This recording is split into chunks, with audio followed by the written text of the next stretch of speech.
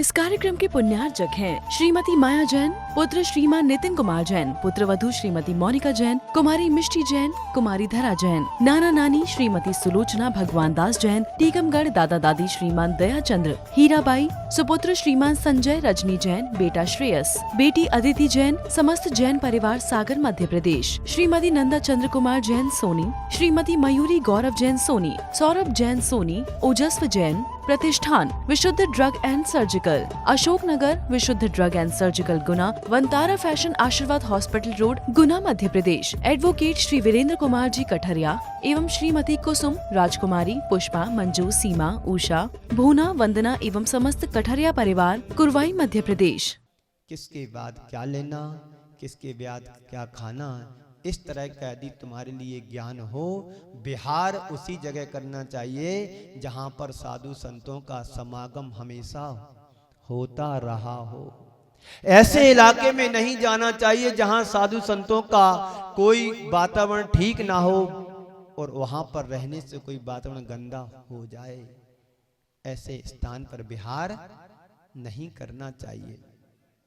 साधु संतों का अनुरागी हो। कैसा होना चाहिए व्यक्ति? साधु संतों के प्रति अनुराग हो, विवेकी हो, विवेकशील हो,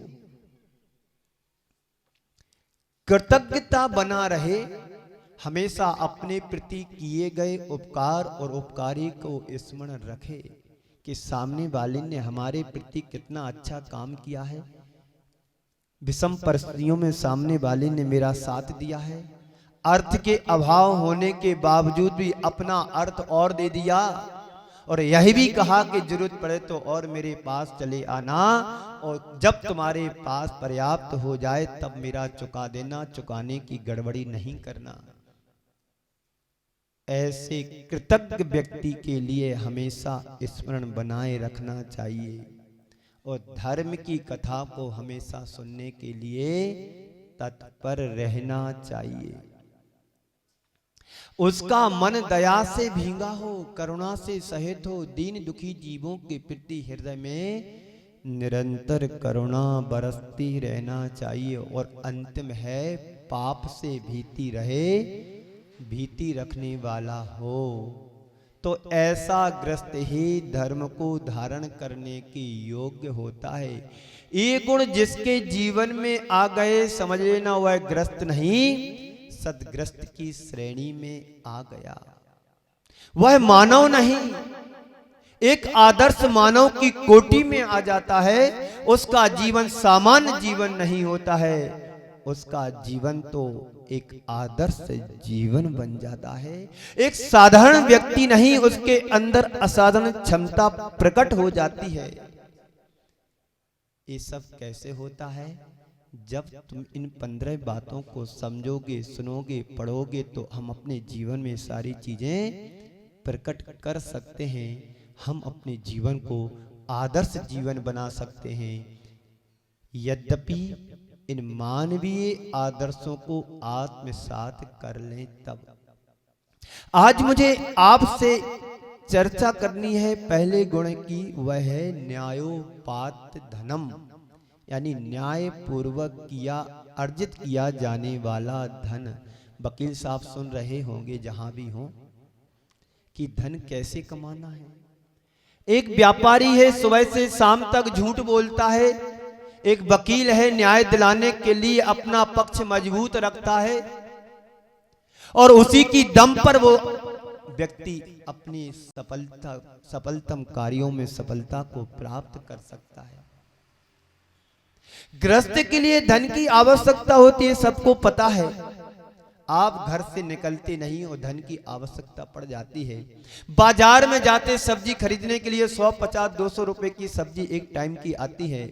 दूध चाहिए, सुबह से दूध का पैकेट चाहिए, 40-50 रुपए का पैकेट चाहिए। आग किसी को लगाना है, कहीं पर आग लगाना है तो 50 पैसे की, 25 पैसे की माचिस चाहिए। और भोजन में जायका लाना है तो नमक के लिए तो 2 पैसे का नमक भी लगता है। सांसारिक क्रियाओं में कहीं पर भी हम कदम रखते हैं तो बिना पैसे से तुम्हारा काम नहीं चल सकता। धर्म करने जाओ तो वहां पर भी अब पैसे लगने लगे हैं। करें तो क्या करें, सुन रहे हो ना। पर धर्म से सस्ता कोई जीवन में कोई कर्म नहीं है। पैसे से तुम्हारी यहाँ की व्यवस्थाओं को सुचारू रूप से संचालित किया जा सकता है, किया जाता है। आप मेरी वाणी को सुन रहे हैं, बिना माइके में सुना नहीं सकता। सुनाऊंगा भी तो तुमको आनंद नहीं आएगा, तुमको अच्छा नहीं लगेगा, क्योंकि मधुरता सबको प्रिय होती है, कर्कशता किसी को नहीं। तो माइक यदि लगाना है, साउंड की व्यवस्था देना है, सर्विस देना है, तो कम से कम 1000 रुपए तो तुम्हें हर व्यक्ति को एक एक दिन का सदस्य बनना चाहिए कि एक दिन की व्यवस्था जो भी मंदिर की है, हमारे परिवार से 15 दिन की व्यवस्था 15 सदस्य यदि बन जाते हैं तो कमेटी के ऊपर, धर्म के ऊपर, मंदिर के ऊपर कोई दिक्कत नहीं आएगी। मंदिर की कहीं खेती नहीं है, कोई मंदिर की आय का स्रोत नहीं है।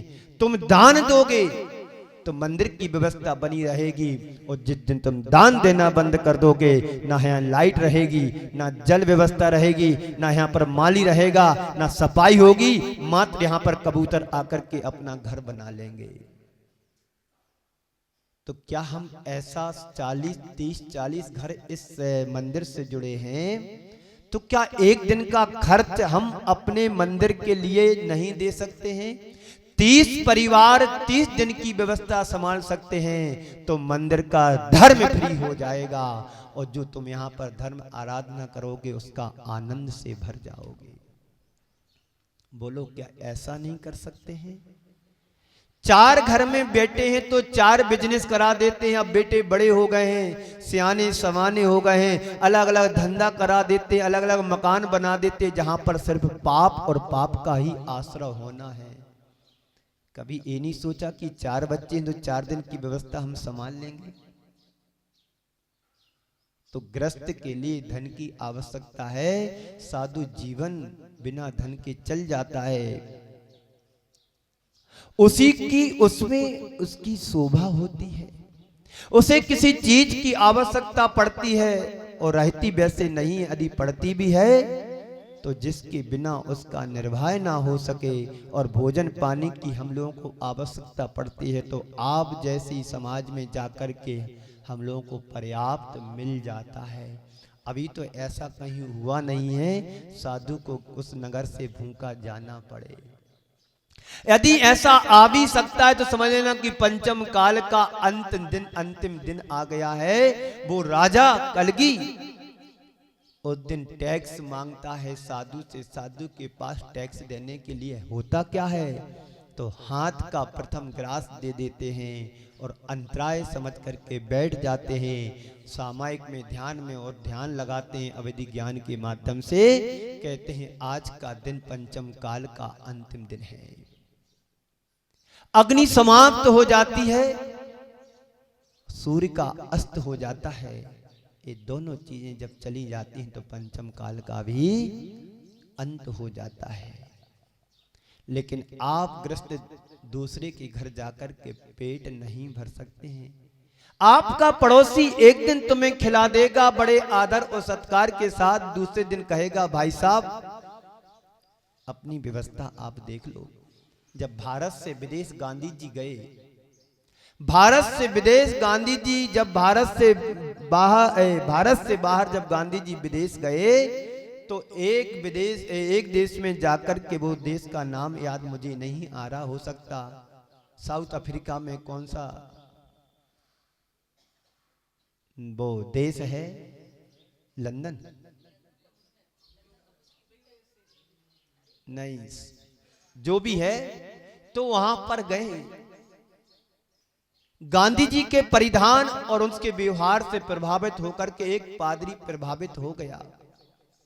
उस पादरी ने कहा कि महाशय जी, मैं आपको अपने घर पर निमंत्रण के लिए बुलाता हूं, आप हमारे घर रोज खाना खाने आ जाया करें। गांधी जी ने कहा कि मैं शुद्ध सात्विक भोजन सेवन करता हूं, मैं मांसाहारी नहीं करता हूं, मांसाहार का मेरा त्याग है। उस पादरी ने कहा कि ठीक है, मैं आपको शुद्ध भोजन तैयार कर दिया करूंगा। आप शुद्ध भोजन खाएंगे, मैं आपको पूरा शुद्ध भोजन दूंगा, पर आपका भोजन हमारे घर पर ही होगा। गांधी जी गए तो सुबह से वो पादरी घर में भोजन तैयारी करने के लिए जुट गया। उसके बच्चे थे, बड़े बड़े समझदार बच्चे थे। तो सभी बच्चों ने पूछा कि आज ये तुम क्या कर रहे हो पापा जी, पिताजी? तो बोलते हैं कि आज हमारे अपने घर में गांधी जी अंकल को आना है, वो शुद्ध भोजन करते हैं, तो शुद्ध भोजन तैयार करके हमें उनको देना है। शुद्ध भोजन क्या होता है? बोले वेज क्या होता है? तो उसने बताया कि ऐसे ऐसे तैयार करना पड़ता है, उसमें जीवों की हिंसा के माध्यम से कोई भोजन तैयार नहीं होता है, पाप नहीं करते हैं, पाप भी होता है। हाँ, एक दिन 2 दिन के भोजन से प्रभावित हुआ और गांधी जी के विचारों से प्रभावित हो गए बच्चे। पर उस पादरी ने सोचा था कि गांधी जी को हम अपने विचारों से प्रभावित करूंगा कि हमारा फारसी धर्म पूरे विदेश से भारत में चला जाएगा, एक व्यक्ति पूरे देश को प्रभावित कर सकता है। सोचा तो ये था कि हमारा धर्म धर्म को धर्मांतरण करेगा और हमारे धर्म को बाहर, देश से बाहर, विदेश से बाहर भारत में ले जाएगा। हुआ ऐसा कि भोजन का प्रभाव तो दूर की बात है, गांधी जी के विचारों का प्रभाव उन बच्चों के ऊपर पड़ा कि बच्चे कहने लगे कि बाबूजी, पिताजी, अब हम भोजन मांसाहारी नहीं करूंगा, शाकाहारी भोजन ही करूंगा। पादरी ने 1 सप्ताह बाद कहा कि बाबूजी, कल से आप मेरे घर पर भोजन को नहीं आना। व्यक्ति के जीवन में खान पान का भी प्रभाव पड़ता है, उसके आचार विचार का भी प्रभाव व्यक्ति के ऊपर जबरदस्त पड़ता है। और गांधी जी को मना कर दिया, बच्चे प्रभावित होने लगे। तो बंधुओं, मात्र बात समझने की है कि गृहस्थ के लिए धन की आवश्यकता है तो रखो, धनार्जन करो, लेकिन आप किसी के घर खाना खाने कितने दिन जाओगे?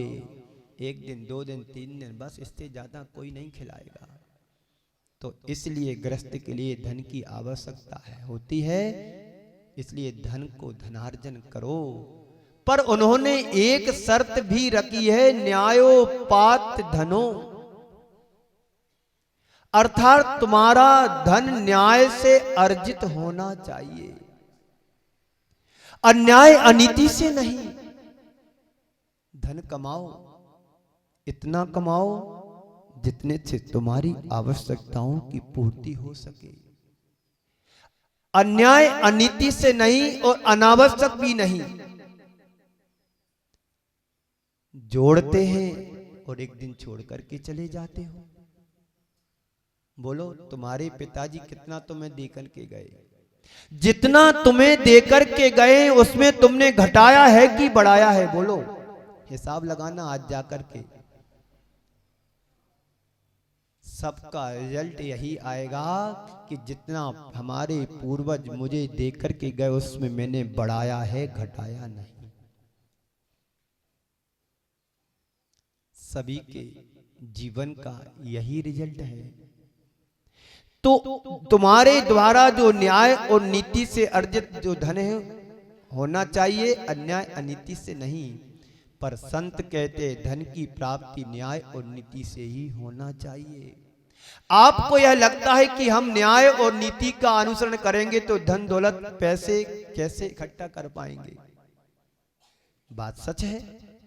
हम न्याय और नीति से पैसा इकट्ठा करेंगे तो इतना अनाप शनाप नहीं जोड़ पाएंगे, कार और बंगलों में नहीं घूम पाएंगे, इसे अतिरिक्त मेहनत करना पड़ेगी। यह तुम्हारी भूल है। देखने में लगता है कि अन्याय और अनीति का आश्रय लेने वाले लोग कार और बंगलों में घूम रहे हैं,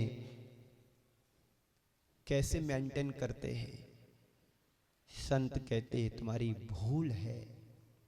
ऐसा तुम्हें दिखता है कि जो कार और बंगले में घूम रहे हैं वो अन्याय और अनीति का आश्रय लेकर के ही घूम रहे होंगे, क्योंकि असत्य के पैर नहीं होते हैं और अनीति की जड़ नहीं होती है। क्या समझे? असत्य के पैर नहीं होते हैं। असत्य के माध्यम से आज थोड़ा बहुत तुम इकट्ठा भी कर लोगे, एक दिन आएगा समय सारा का सारा झड़ा करके ले जाएगा। कहीं चोर घुस जाएंगे, कहीं कोई आ जाएगा, कहीं तुम्हारा कर्म ऐसा उदय में आएगा कि सब कुछ लेकर के चला जाएगा। क्योंकि कोई भी व्यक्ति अनीति का आश्रय लेकर अपना विकास नहीं कर सकता है, असत्य का आश्रय लेकर अपना अपना उद्धार नहीं कर सकता है, अपने जीवन को समृद्धशाली भी नहीं बना सकता है। एक बार ऐसा हुआ, एक पुलिस वाला था, उसका 12 साल का बेटा स्कूल से लौटा नहीं। उसकी माँ को लगा कि समय से बेटा आया नहीं। शाम के 6 बज गए और बेटा अभी स्कूल से जो 3 बजे आता है और अभी तक घर नहीं पहुंचा। इधर एक ट्रक, स्कूल से बच्चे निकल रहे थे, एक बच्चे का एक्सीडेंट हो गया और ट्रक बड़ी स्पीड से भागा।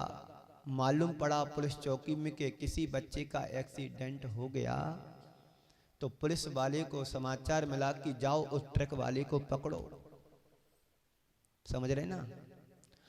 उस पुलिस वाले ने ट्रक वाले को पकड़ा, गाड़ी स्पीड से बढ़ाई मोटरसाइकिल और नाके पे जाकर के उस ट्रक वाले को रोक लिया। ट्रक वाले से कहा कि तुम्हारे द्वारा किसी बच्चे का एक्सीडेंट हुआ, आपकी गाड़ी थाने में जाएगी। उसने 500,000 का नोट पकड़ाया, चुपचाप जेब में रखा और गाड़ी दबाई। पुलिस चौकी ना जाकर के वो घर पहुंचा और पत्नी को 1000 रुपए का नोट थमाते हुए, देखो आज की एक कमाई है। तभी पत्नी ने कहा कि आज अपना बेटा स्कूल से नहीं आया, देखो जरा कहां पर कैसा है। मालूम करता है घटना स्थल पर वो पुलिस वाला पहुंचता है, देखता है तो मेरा ही बेटा है। ये अन्याय अनीति से कमाने वाला धन तुम्हारा कभी साथ नहीं दे सकता है, और साथ देगा तो एक दिन विनाश की ओर तुम्हें ले जाएगा। इस कार्यक्रम के पुण्यार्चक थे श्रीमती माया जैन, पुत्र श्रीमान नितिन कुमार जैन, पुत्र वधू श्रीमती मोनिका जैन, कुमारी मिष्टी जैन, कुमारी धरा जैन, नाना नानी श्रीमती सुलोचना भगवान दास जैन, टीकमगढ़ दादा दादी श्रीमान दया चंद्र, हीराबाई, सुपुत्र श्रीमान संजय रजनी जैन, बेटा श्रेयस, बेटी अदिति जैन, समस्त जैन परिवार सागर मध्य प्रदेश, श्रीमती नंदा चंद्र कुमार जैन सोनी, श्रीमती मयूरी गौरव जैन सोनी, सौरभ जैन सोनी, ओजस्व जैन, प्रतिष्ठान विशुद्ध drug and surgical, Ashok Nagar विशुद्ध drug and surgical Guna, Vantara fashion आशीर्वाद हॉस्पिटल रोड गुना मध्य प्रदेश, एडवोकेट श्री वीरेंद्र कुमार जी कठरिया एवं श्रीमती कुसुम, राजकुमारी, पुष्पा, मंजू, सीमा, उषा, भूना, वंदना एवं समस्त कठरिया परिवार कुरवाई मध्य प्रदेश।